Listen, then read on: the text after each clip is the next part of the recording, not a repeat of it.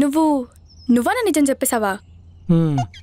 నువ్వు ఓనర్ కాదు బ్యారర్ అంటే ఎలా రియాక్ట్ అయింది? తెలీదు. మనం ఆ టైంలో కె విశ్వనాథ్ గారి సినిమాలో అలా ఫిలాసఫీ ఇస్తున్నాంలే.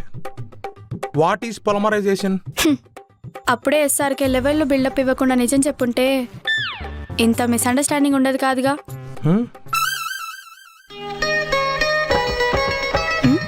ఇలానా? దరిద్రం డాన్స్ కడతంటే మనం ఏం చేయగలంలే. సర్లే, నువ్వైతే అడిగిన దానికి ఆన్సర్ ఏంటో చెప్పు. What is polymerization? చెప్తా. అవును, మరి నెక్స్ట్ ప్లాన్ ఏంటి?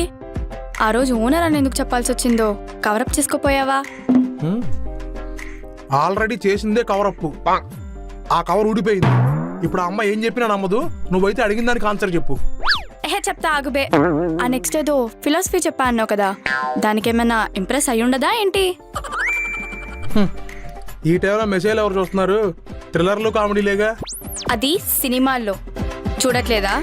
ఈ మధ్య చాగంటి గారి రీల్సే ఇన్స్టాల్లో ఎక్కువ వస్తున్నాయి.